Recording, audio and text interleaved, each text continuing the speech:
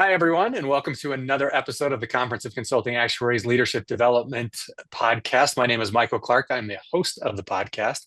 I'm joined today by two really interesting and extraordinary people that I'm excited for you to get to hear from, Gloria Gilliam and Jeff Brown. Gloria and Jeff, welcome to the podcast. Hey, hey. So, for those of our listeners that don't know you two, I want to give some brief bios on the two of you, and then we'll dive into some questions. So Gloria first. Gloria is a vice president reserving actuary at Chubb based in Philadelphia. She is also the current president of the International Association of Black Actuaries, or IABA. We're going to talk a lot about that today. She's an associate of the Casualty Actuarial Society and is a graduate of the University of Delaware and has her master's degree from the University of Pittsburgh. And in addition to Gloria, then we've got Jeff. Jeff Brown's the executive director of IABA based in Georgia. I'm pulling this, Jeff, from your LinkedIn profile. He puts himself out there as a storyteller and strategist for good, which I love. I love that tagline. Now, Jeff is not an actuary, although he's learning to play one on TV. Every Jeff day. and Jeff and Gloria and I were talking a little bit before we hit the record button here, just trying to get to know them a little bit better and things that we can share with our audience. And we got some interesting tidbits to share. So Gloria told me she is obsessed with extreme weather. Now, do you do that as part of your job at Chubb? Does that factor into some of the P&C work you're doing? So luckily for me, probably not. Like a little bit, right? Like it always comes in. Like if you ask me what happened, I will tell you immediately. If you see a bip on 2005, I know exactly that's Katrina, right? Like so sometimes it's helpful, but it's not necessarily what I do day to day. This is what I do in my free time. It's a passion. I mean, we talk about this. We kind of joke that maybe the actuarial profession was just really well suited for Gloria, given her obsession with extreme weather. But she also told me that despite this like love of this really intense, highly risky phenomenon, she's actually highly risk averse to the point where she lives in a walkable neighborhood to avoid having to drive. True. Specifically at night, I try to avoid DUIs as much as I can. That's a good thing to do. I think that's great. As we were talking too, the thing that both Gloria and I learned about Jeff was that as a senior in high school, on a dare, tried out for the high school cheerleading squad, and Yep. to his surprise, made it. And even though he did it on a dare and it was kind of a joke, his mom forced him to stick with it. So now you committed, you tried out, you're going to be on the cheerleading squad. So that's where Jeff started his cheerleading career. I think it only Yep. lasted that year, though, right? Yeah, we only did a year, man. I have the injuries to prove it. We're good to go. Cheerleading is definitely a sport. I was really hoping that you were going to tell me that after you tried out and you did it on a dare and your mom made you do it, that somehow you ended up on a scholarship somewhere as a cheerleader. But we'll take I the one wasn't. I year. wasn't that good. I wasn't that good. I mean, I will say, I did do it for the year. I ended up going to a couple camps so I could get better at it. Right. As the only guy on a cheerleading team, you kind of get forced into doing a lot of tosses with the other high school girls. So it's if you're gonna do it, you gotta learn how to do it right. So Yeah, no kidding. That's great. Now, the other interesting thing about Jeff, so we mentioned he's not an actuary, he's the executive director here at IABA. He initially, coming out of school, interviewed with the CIA, with the Central Intelligence mhm. Agency, but realized that that wasn't the life for him. So actually turned to not-for-profit work, which has now led him, Yeah. through various organizations and led him now to IABA. So we're glad you found your way to the actuarial world. Yeah, man, I'm happy to be here. All right. Well, let's dive into some things. Gloria, let me start with you because I think it'd be helpful for people to understand just a little bit about your career journey and what led you to where you're at now. But let's start with what led you to being an actuary in the first place. So I didn't pick this career. I would like to really blame my father for this. So I'm originally from Kenya, and he, growing up, knew that there was like very few actuaries in Kenya. He said there was three at that time. We can't prove this. These are his words, right? And he was like, "You need to be one of them." So in his mind, I was going to be the fourth. and I'm not sure why I'm number 3 out of 5. So I think he had plans for the other two, and for me it was just I'm going to be an actuary. Lucky for him, I was good in math, and I continued doing well in math. However, I didn't go directly to be an actuary because obviously that's what my dad wanted me to do. So that's not what I was going to do. So I got my bachelor's in math, and then I went to Pittsburgh to be a quant. This was like 2000s, that's back in the day when everyone was doing like financial quantitative work in Wall Street. That's what I really wanted to do. So I went to Pittsburgh to be a quant, and I was in the PhD program, ended up not really liking it, but in the process, took a class on options pricing and ended up really, really liking it, which to my dismay, I had to go back to my dad and say, oh, I think I would like to be an actuary. And so, well, to which he said, you can't be an actuary because I've told all my friends that you're going to be a PhD in a quant. So you can't go back. So, but here I am. So I graduated. I ended up leaving out my PhD program, getting my master's, and then just taking the exams and being an actuary instead. Wow, that's incredible. I actually know one other actuary from Kenya, Mukami Nijiru, who's on the International Association of Consulting Actuaries board with me, and I've been able to work with her for the last couple of years. So she's based in Nairobi. She's a great actuary as well. So fun to have that other Kenyan connection there. That's awesome. Yeah, I think my dad would be pleased to know that she actually works in Kenya while I work in the States. Well, so talk to us a little bit about your career progression. So you decide, all right, the quant life wasn't for you, so you're going to be an actuary. You start taking exams. Where did you start out? How did you end up where you're at now at Chubb? Yeah, so immediately after graduation, I went into consulting. I was recruited by a Big Four consulting firm, so I started out there. I thought at that time you would have a choice between life and PNC, but they were hiring for PNC, so I went into PNC, and I've been there since. I worked through consulting for maybe for really my whole career up until this year when I was ready to put down my consulting hat. And having seen all the companies, like as a consultant, you see a lot of insurance companies. I knew Chubb is where I really wanted to end up. Number one is local to me. Number two, Chubb is just the industry standard. So, You're so not it biased, was though. Not at all. not biased at all. Not biased at all. But like it was a very natural fit. So, I joined Chubb in June of this year. Specifically, what I do for Chubb is the international business, which was very interesting to me because in my whole career, I've done consulting work, but mostly for US based businesses. So this is my first time kind of foraying into international business. Yeah. Interesting. All right. How has that transition been? I mean, going from working at consulting firms, which is like you said, that's where you spent like the first 15 years of your career working in Yeah. consulting, and now working for an insurer. Like, how Yeah. was that adjustment? Talk to us about that, because that's different. It's very different, and I'll say the pros. Number one, I wasn't working for just a consulting firm. I was working for an accounting firm, and if you know anything about accounting firms, they are very strict independence rules.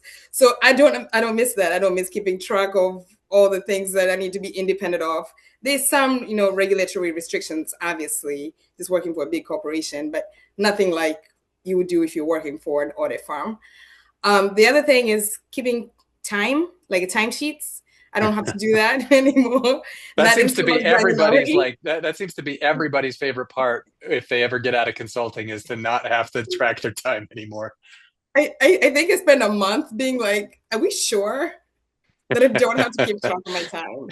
Yeah. So that those are two big things. But more importantly, in the work itself, like being able to chase things down to like the bottom, and also being the person responsible for, like, for instance, in consulting, I'm so used to like asking for data, and someone gives me the data and I use it as it is, and I say, look, it looked reasonable to me. If the data is wrong, it's because the client gave it to me. But here it's like I need to make sure the data is right. The buck stops with me. So Yeah. it's been a change, but a good change in a way, like learning really deeply about the insurance company and who is running what and what's important, like the business itself. I'd spend so much time in like doing reserve analysis and independence studies to support balance sheets. And now I'm in the business itself. So more worried about profitability, for example, rather than what it looks like in the financial statements. Yeah, it's got to be different perspective. I mean, it's the same issues, right? But just seen from a different lens in a lot of ways. Yes, exactly.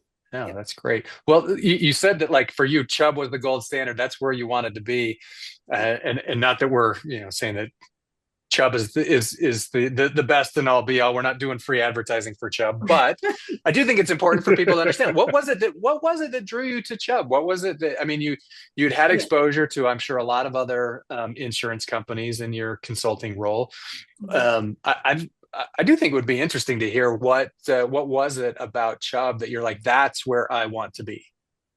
Yeah, I think their footprint, like the first and foremost, they're just huge, right? So their footprint made me like it provides way more opportunities, right? So I'm starting off in the international side, but I know they have a really big market on in North America, for example.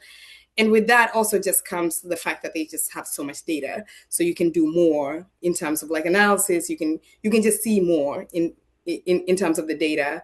And then the other thing is they do have a very strong balance sheet. Like their financials are pretty good. I don't want to go into advertising for Chubb. Kevin is pretty is a genius. So It's always good when people like who they work for. So we'll chalk it up to that. That's a good thing, right? Well, part of the reason why we wanted to have the two of you on the podcast today was to talk about the International Association of Black Actuaries. So I want to turn our attention to that for a little bit. Um, Jeff, let me bring you into this conversation. For those that might not be familiar with the organization, can you tell us a little bit about IABA, including its mission and goals? Yeah, so our mission is a really simple one, right? It's to increase the number of successful Black actuaries through programs and partnerships that address underrepresentation in the profession. That's awesome. Um, and Gloria, how did you become involved with IABA specifically? I mean, you're obviously a busy person. You've been in Mhm. consulting. You're now at Chubb, taking on a new role there, and now you're president of this organization. How did you get involved with IABA? yeah, so when I was looking for work in 2010, I as you may remember, 2010 was a tough time to graduate.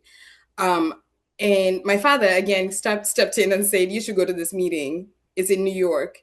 It's for Black actuaries." I'd never heard of them before, and he told me this maybe the night before I went. So I got there and like it was amazing. There was only 100 people at the meeting at that time. Jeff, I know it's hard to believe we're almost at 700 this Right. year, but I networked with a lot of people. I actually ended up getting my first job through someone I met there. So from that, I just felt like I needed to give back. So I kept in contact with the organization and I started volunteering in maybe 2015 after I'd settled a little bit in my career. And then I've just never left. What kind of things have you volunteered with within the organization? Yeah, I started off when in 2015 when I came in looking for a volunteer position. We were doing volunteer coordinator. This was a time when the organization was really growing. Again, 2010 we were like at 100. In 2015 we were probably like 400 annual meeting attendees, and everyone wanted to be a volunteer, but there was no way to scale up from 100 people to 400, and we had one employee at the time. So we started doing this, like organizing, trying to collect data, trying to make sure everyone is staffed in proper volunteer positions. So I came in doing that. And then I did that for maybe 2 years, and then 2 or 3 years. And then I switched over and I went on the board as a secretary. Then I was a secretary for quite a while through the pandemic. And then I switched over to be a director on the board for a year. And then I was vice president. And now I'm president. That's awesome. Um, when you think about your volunteer time with IABA, what have you gained personally from being involved? You've obviously been involved for a while. It was instrumental in helping you land that first job. And since you've been volunteering with them over the past decade, like what have you, when you reflect back on the last 10 years, like what have you gotten out of your affiliation with IABA? Yeah, so a lot of it, my network is just so vast. There are times when if I need something, I honestly I can just call somebody on the phone, and IABA has is I know so many IABA people who I call friends, and that's just I think it's invaluable, right? Especially in this profession where you may have so many questions, like you're taking an exam and you're stressed, like who else has had this experience. It's good to have people that you can call and just say, hey, I'm not doing well, like I really want to drop out, like just talk to people through that. And then the other thing is honestly like leadership skills, right? There I was when I came to volunteer in 2015, I was probably 5 years into working at that time. And for a volunteer organization, that was like a very experienced person. So I immediately got a team to to um, to manage, and that's just experience that I wouldn't have gotten anywhere else. I mean, I think that's the thing that I love most about volunteering that I think a lot of people take for granted, right? Is that there are these opportunities that you can get probably earlier on in your career than you would otherwise be able to Hmm. get by virtue of volunteering Yeah. in these not-for-profit organizations. And I've experienced the same thing, right? Like being able to be a part of these groups, make connections, build out a network, and really, I love how you put it, Gloria. Come to call these people friends because that's what they end up being, right? Hmm. But at the same time, you get to learn those skills that you take back to your day job that make you just a better employee wherever you're at. Yeah, Yes. Michael, it was funny because somebody described it to us recently as like this is a safe space for you to cut your teeth, right? Like when you volunteer in an organization, you get to learn those skills in a very safe environment that you then get to go back and financially benefit from because you're going to take it back to your job and with the brand new skill. So Yeah, yeah. no, that's absolutely. I like to tell people it's like a playground, right? You get to go and you get to try out things and experiment, and it's very low risk, right? So it works out really well from that standpoint. Um, well, Gloria, one more thing just to maybe round out your involvement with IABA along with your career. Like when you think about your younger actuarial self, based on what you've experienced, what you know now, what advice, if you could go back to that young woman in 2010 who's Yeah. looking for a job as an actuary, what would you tell her? I'll say, I like lean on your network and be honest, right? I think there are times when you're starting out, you're just so embarrassed of your failures and you end up being in a silo by yourself. Like honestly, part of the reason why it took me so long to volunteer, like 5 years, was because I didn't want to show up with only two exams. I wanted to show up more mature, like with a credential, for example. But I think if I had volunteered early on, I would have found a better network to lean on. With even small failures, like I as an actuary, you have a weekly study goal, for example. Like maybe you were supposed to study 20 hours. If I studied 5 hours, I don't think I would ever tell somebody that. I would say, oh, yeah, I met my goal, right? But this is something that maybe you should be more honest about and see who can help you. Like, no one knows that you need help without saying that. And if you're lying to yourself and you're lying to the people around you, like, you're not going to get anywhere. I love that. That's great. I mean, no one knows what you need unless you tell them. Mm-hmm. I think that's really good advice, and you're right.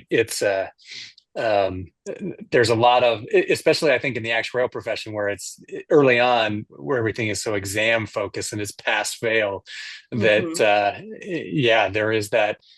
The only option is to succeed, right? Is to pass. You can't Yeah. admit that that you're failing at something, even if that's like normal, right? Because we all Yes. go through that. Yeah. It didn't seem normal back then at all. Like No. like I it felt like everyone around me was passing exams in their first try. Yeah. Well, you're dealing with a lot of high caliber people, right? Yeah. It's to be expected. No, I think that is great advice. And awesome actually too about just the International Association of Black Actuaries that would allow people to come in and volunteer without being credentialed. I will say a lot of the other actuarial organizations, like you have to be a credentialed actuary to be a member of those before you Mhm. can even start volunteering. So that is a unique aspect, I think, about IABA and some of the other actuarial affinity organizations that we probably take for granted is that there's opportunities for the very newest of actuarial students to get involved. Mhm. And to stay We need it. connected. Yeah. Mhm. Talk about that, Jeff. Why do you think they need it? Well, I mean, I don't even think it's a they. I think we need it as an organization. I think some of it is just the realities of the numbers that we deal with when we talk about the percentage of Black actuaries as it relates to the total population. And so, if we're going to build an organization that's sustainable, that's going to be here for the future, then we can't wait for everybody to get credentialed before we start accepting you in to be members or to step into leadership roles, right? Like, and so I think that like the organization needs it. But then I think ultimately, I think individuals need it. I think back to the story that Gloria just told about wishing she would have joined earlier. Like we need people to join earlier because we need those stories. We need the younger Glorias of the world to say, "Yeah, I failed the test," or "I didn't hit the 20-hour study mark," because I think that is empowering to hear that there are other people out there like me, that I'm not alone, that I'm not living in this silo. And I think that's the only way we kind of break through and we help people is if we are accepting or bringing in younger folks to the mission so that we can help share those stories that it's not all sunshine and roses to get where Gloria is now. Like there was a long road that we had to walk to get here. So we need more of those people sharing those stories. Absolutely. I think that's it's awesome. It's great what you're doing there. Let's dive a little bit deeper into the type of services and programs that IABA offers. Jeff, talk to us for a few minutes about the different things that IABA is doing on an annual Yeah. basis.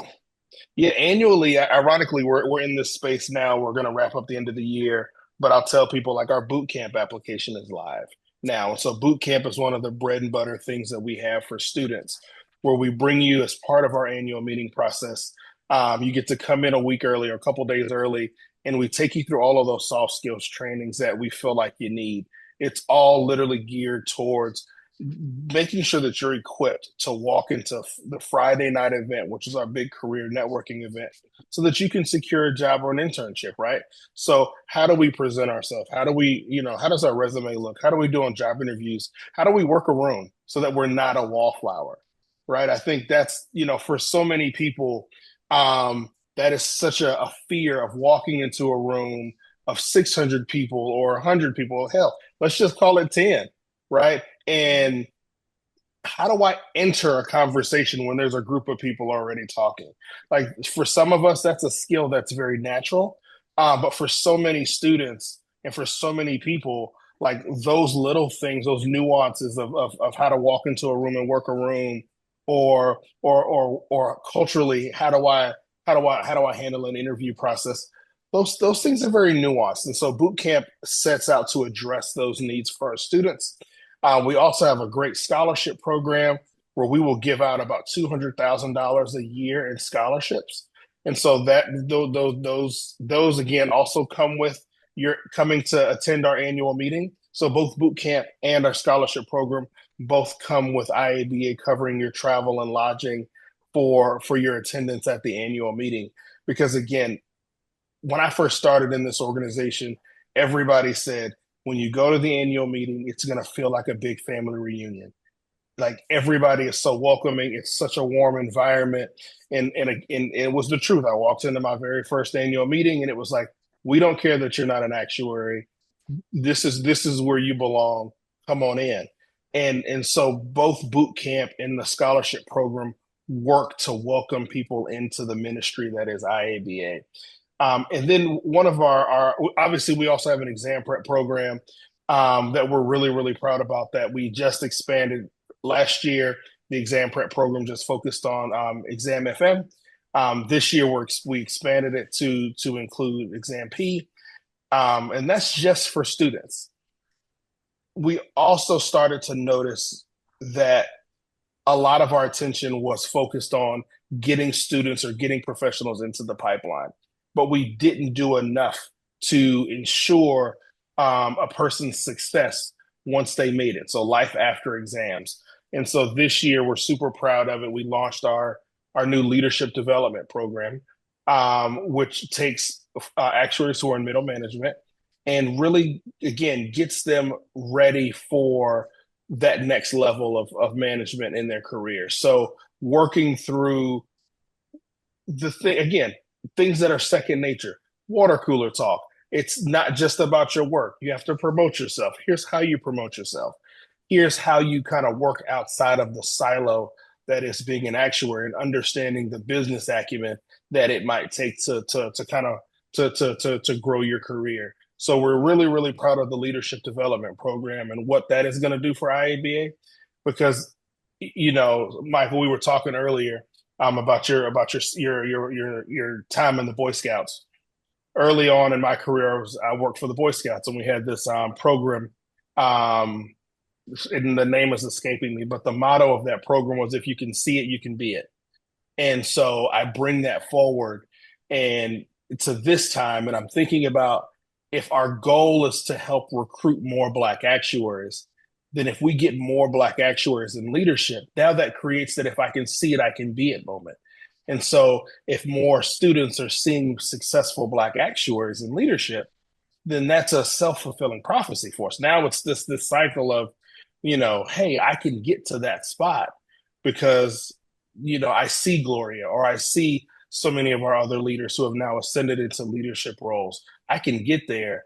And so that's what makes me really, really excited about the future of our leadership development program, because it's going to help us. It's going to supercharge our recruitment efforts for actuary, for this profession, I feel like.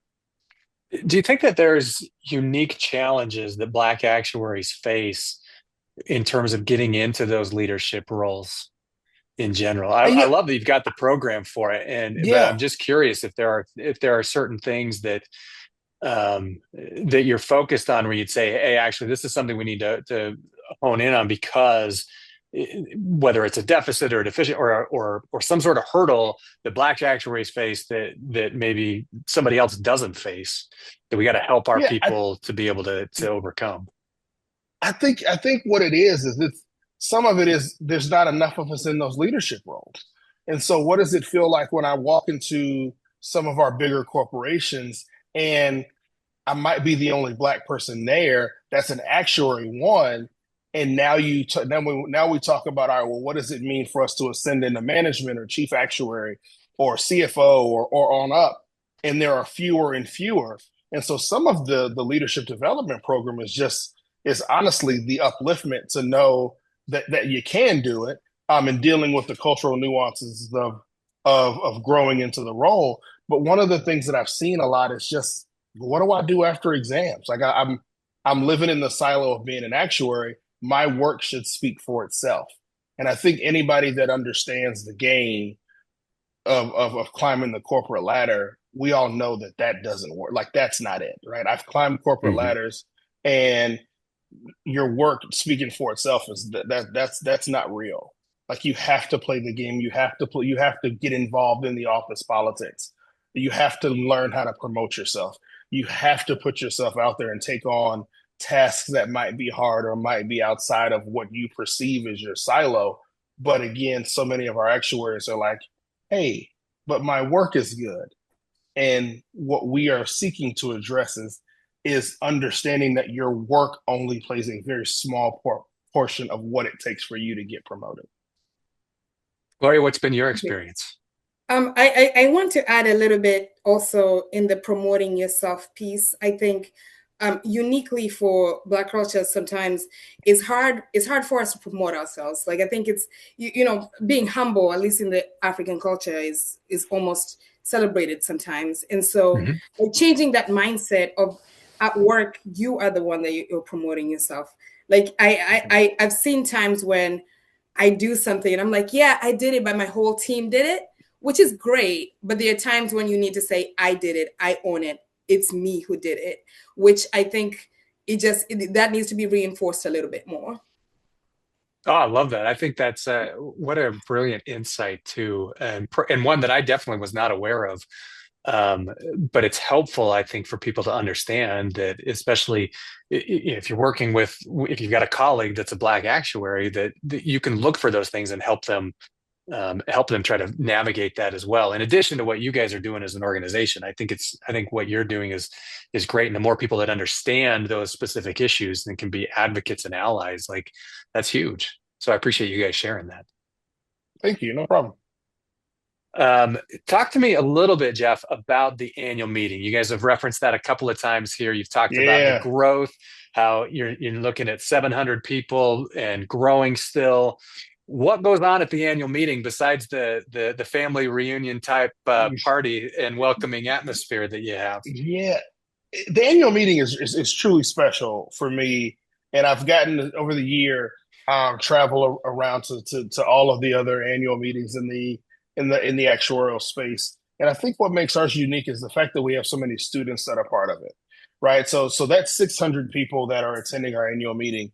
About a third of those are students that are out looking for jobs, right? They're looking for internships or early career jobs, and they are walking into an environment where, again, think about a student. I'm a UGA grad, and I tell this story often that when I was a student at UGA, Black men made up 1.9% of the population. So 33,000 students, Black men were 1.9% of that population. So oftentimes I was in class and I was the only Black student in that class. And so we carry that forward, and so now we carry that forward into a profession like actuarial sciences. So for so many of those students, they might be the only African American or African or a person of color in their class. And so for them to walk into a room or walk into a space where they see 400 to 500 other Black actuaries or people in the profession, that's such a warm, like you can see like smiles, you can see weight get lifted off of our students' shoulders. And so that's a huge part of the annual meeting, is welcoming our students into that learning environment. But then obviously, like your more traditional things that you see at an annual meeting are sessions that take place throughout, what's pressing to the actuarial space. So you can come and get CE credits at our annual meeting. So those things are there like any other annual meeting. I think, again, what makes it special is the welcoming environment that gets created. If there's something that's challenging you in your career, whether you're an experienced actuary or somebody new to the profession, it can be solved at our annual meeting, right? Like if you need support, or if you need a mentor or a sponsor, or if you quite frankly are cutting your teeth trying to, and you want to get better at doing a presentation, right? Like this is a space where you can come and be a part of that, right? Because we welcome new presenters, we welcome new presentation ideas. Like all of these things are welcomed into that space. And we want more people to kind of come and get involved. And I'll share lastly, yes, we are IABA, the International Association of Black Actuaries. Our annual meeting is one of the most diverse environments that you will also see, right? There are students of every background that are there.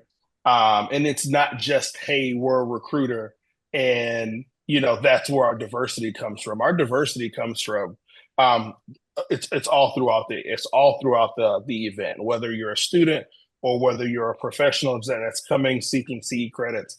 It is a very diverse and welcoming environment. Oh, that's awesome. Let's talk about some of the success stories you've had as an organization over the years. Gloria, do you have any examples of how IABA has benefited Black actuaries? Yeah, let me think about it a little bit. So I think so Jeff has mentioned obviously some of the programs that we have, like the formal programs, like the student programs are some of our most impactful programs. I've met so many people who have been like scholarship recipients that have gone through boot camp, that have gotten their job through the IABA annual meeting, that have just worked through basically the IABA pipeline and are very successful, and they continue. I mean, we talk about Stephen, he's the president of a country. is the head of a country, which is amazing, right? But in even so, these are the big stories that you hear about that are very impactful. But there's also just very small, small stories that maybe may not make the news. But I had for instance, 2 years ago, I had someone at my farm that went to present at IABA that was like maybe 3 years into their profession, and they're presenting something that they're so passionate about, and it's their professional, like they're not presenting about DEI, they're not presenting about like a special session for students. They're presenting a topic that they are passionate about, that they work on, and they went on to someone saw that presentation and asked them to go and present it somewhere else. So just things like that, where people, like, maybe they wouldn't have a chance to present at the bigger organizations because obviously they're not credentialed, but it's giving them a chance to improve their speaking skills. It's giving them a chance to be more visible throughout the industry. Jeff, any other examples that you'd throw out there? No, I love it. So it's funny because, as the executive director, one of the things I probably shouldn't do, but from my career path, I've come up through fundraising and marketing, and so I can't let the marketing stuff go. So I spent a lot of time looking at some pictures, and it's interesting to look at pictures from five years ago, and I can see scholarship students pictures from then that are now participating in our leadership development program. Right. And so I think that that's a very real, tangible, to see this one young lady who is, getting our scholarship 5 years ago, and now I can track her career growth, starting out at one company, or participating in boot camp, and then going to get a full-time job, and then now she's, at one of the big four accounting firms. Emailing me now saying, hey, can you help me I got 5 people over here that need to get registered. Can you send me over the link to get them re-registered in the program? Now she's joining the board and also participating in our leadership development program. Right. And so all of that is, to me, a testament to what IABA can do for somebody. Right. You're starting out in college as a scholarship recipient, and now you're joining the board and working as a leader in your company. It's incredible to see as an organization what you have all done. I mean, it feels like you're on a bit of an exponential growth trajectory here, because IABA started well over 20 years ago, right? Mm-hmm. And I think it was, if I remember correctly, 95. Yeah, that's what I had in mind as well. It was 30 years ago. And to just see and hear what you two are talking about, even about how, Gloria, going to the annual meeting and there's 100 people, and now there's 700 over the last 10 years. Yes. I mean, that's huge. And get to the points that you were making, Jeff, about representation and about people just being able to, other student Black actuaries that can see other people that have done this successfully and that have gotten into leadership roles and that are being successful there, and that they can associate with them, network with them, learn from them. It's inspiring. It's awesome. Mm-hmm. Yeah. It's I'm the non-actuary of the group, and I'm inspired to see it, right? Like, again, and everybody is welcome to come and hang out at our annual meeting. You can come as my guest, and I'll walk you around and introduce you to everybody like I spend my weekend doing. But it is just an inspiring space to be in, to just watch people, see their lives changed on a Friday because they found out that they're going to get the job that they've been hoping for, because the employers are there in the room looking to hire people, I had a young lady, Michael, who participated in boot camp. She didn't know whether or not the profession was for her. And for her to walk away from that boot camp experience feeling empowered to pursue the profession, right? She was a career changer. And so she was like, hey, I found out about the career. I'm about to graduate from high school or graduate from college, but this career seems like something I really want to do. To see her walk away and be empowered by just being in that space, like, man, it's an exciting experience to watch. That's awesome. So, Jeff, how can people support IABA and its mission going forward? you can cut us a check. No, no. I mean, like that's the obvious stuff, right? But but in all honesty, we are in the space now where there's a couple of things that we are really excited about. You can mentor somebody through that. That's no matter where they are in their career, but we are always accepting mentors for people that are new in their career. But as part of our leadership development program, we're also soliciting now for folks to mentor people trying to grow and escalate their career. We are also looking for people to teach master classes. So how did you get where you got? Right? Like we can all look at, like there's some key inflection points in all of our careers that kind of propelled us to where we are now. How did you navigate that season? And I think that those are topics that we're looking to bring into our leadership development program. But then also we're looking to bring those topics into a month or every other month coffee conversation series that we're leading now as an organization, where we bring in leaders from different silos to talk about navigating their career. How do you work with actuaries if you do? But if you don't, how do you navigate those inflection points in your career? Because I think that those are things that actuaries, no matter the color, no matter where you are in your career trajectory, those are things that you need to know if you're gonna grow. And so we're starting to do more virtual programming as an organization. So we would love support in that area. And I think like those are probably the basic areas where we would love your support. So volunteer as a mentor, teach a master class for us, or volunteer to lead one of our coffee conversation series. You can also volunteer at boot camp. Like boot camp is such a labor of love for this organization. Every day that the students are with us, we take them through a mock interview. So we have about 40 to 50 students every year. Every day those students are going through mock interviews to sharpen those skills. And so if you have time leading up to our annual meeting in August and you want to come and hang out with us for a few days, you're more than welcome to come and help students with mock interviews. And then obviously I wouldn't be a leader or a fundraiser if I didn't say you can also go online and donate. So those are the ways I'd love for you to get involved. Nothing wrong with that.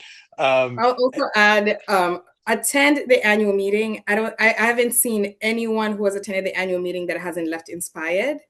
I think it's good to see the energy of like the people in the room, and the type of students that we have are really top tier too. So attending the annual meeting is also another way you can support us. But Jeff has a really good list. One question that I'm sure a lot of our listeners will have is that, hey, look, I'm not a Black actuary. Can I still participate in all of these things that you mentioned? Yeah, come on, hang out. Yes, this is for Black actuaries and supporters of Black actuaries. I don't know. There's no restrictions here. It's funny because I think this is a good point. All of our programming is open to anybody who supports you got to be a member of IABA and support our mission. Like that's what it takes to participate in IABA's program. Well, sign me up then, man. Like, put me on the list. I'm happy to help out with the things that you mentioned. I mean, you guys are doing such great things, and it would be great to be a part of that. So, Michael, you're not getting me in trouble. You are not getting me in trouble with CCA because I'm not getting you in trouble. No. CCA is a good supporter of IABA. You know that. So that's not a problem. What Gloria's story has shown is once you get in the orbit, we don't let you go. And so I will. That's all right. When you have finished your service to CCA, come on and hang out. But no, we're kidding. Obviously, man, we'd love to have you get involved. CCA will tell you they're never letting me go, but that doesn't mean that I don't have time for IABA either. So, look, we only have a few minutes left here, and I do want to hit on one really important question here, and I want to make sure that we can do it some justice. Because we like to talk about leadership development on this podcast, Gloria, I want to get your view on the importance of diversity in leadership. What are the benefits? What are the difficulties? Yeah. So I think we've been touching over this. To me specifically, I think it's really important for people coming up to see that someone like them can be a leader. Again, you just don't understand. You don't know people's backgrounds. Sometimes people really are like I am going to be an analyst. Like, I'm happy that they've let me in, and I don't think I can go higher than this. So being able to see an example of a leader that looks like you is actually very important. And for the business, it's also important for diversity of thought. We are all in the financial industry, obviously, and people of color have been, their participation in the financial industry is not as much as it can be. So this is a place where we can all grow, right? And I think introducing more diversity in leadership will expand those thoughts, right? Like, bring more ideas on how to expand the market and reach more into markets that we haven't reached before. That's excellent. Some of the difficulties that I think just, and this span from just, not having a large diverse leadership group, is that sometimes you may be pigeonholed as the DEI leader, and that could be very difficult for someone who is very passionate about their actual work, right? But I think that just comes with growth, and the more leaders that are in leadership groups will make it so that the more diverse leaders are in it, will make it so that you're not pigeonholed. So the more of us are in there, and then there are people who are passionate about DEI that can be DEI leaders, but they don't have to be people who are passionate about being an actuary and being an actuarial leader leading DEI efforts. Jeff, your thoughts? Yeah, man. So I think for a long time we've had a very, very narrow definition of what diversity means, right? And I think we define diversity in what we can see, and not necessarily about the things that we can't see, right? And so I think the more we seek to include people, the better our decision making process becomes, the more different perspectives we can bring people into it enhances our decision making process, right? If I have somebody that's from the South, or have somebody who may be who can be African American, or have somebody from the Midwest, there are so many different series of concentric circles that we can bring into a room, and that only goes to better our ability to make decisions, but that also gives us a better way to impact community. And I think it has a positive effect on the bottom line. No, that's excellent. I mean, there's so many studies out there that talk about that. I love what you guys are doing as an organization. Jeff, when you look at the future of IABA, sum it up for us. What are you looking forward to? I want to see students know that this is a career pathway that leads to success. I think when we think about what actuarial sciences is right now, or what this profession is, I think a lot of people see it as a niche. And I think people say, well, I just fell into the career, or I happen to know somebody that introduced it to me.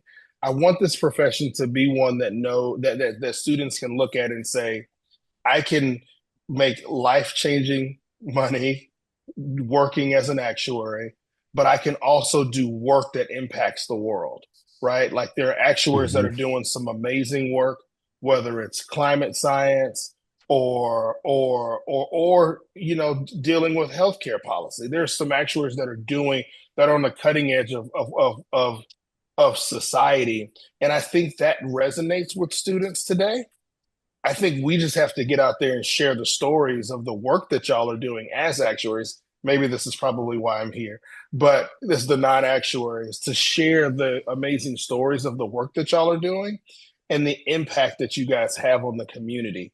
And so as I look to the future, I think that's what the future looks like. That's the future I would like to see for not only IABA, but for the profession, is one where the community knows that this is a valuable profession that's impacting the world. I love it. I love it. Well, Gloria and Jeff, I want to thank you both for joining us today. If people want to connect with you and follow up with what you're up to, what's the best way for them to do that? Gloria, what's the best way for people to follow up and connect with you? Yeah, I'm on LinkedIn, obviously. I'm probably way more active in my Instagram stories, embarrassingly, but LinkedIn I'll have is to good. find that one. Jeff, how about you? No, LinkedIn is it, man. Jeffrey Brown on LinkedIn, super easy. Jeffrey is Jeffrey. I would say follow the organization across all platforms at Black Actuaries, everywhere, whether it's LinkedIn, Instagram, or Twitter. or X, whatever they've decided to call that Whatever you want to platform call these it. days. Yeah. So whatever you want to call it. I still call it Twitter because that's what you named it. Yep. But or online, right? Oh, and we just started a new TikTok. Don't let me get in trouble with our social Okay. media team. All We right. are on TikTok as well.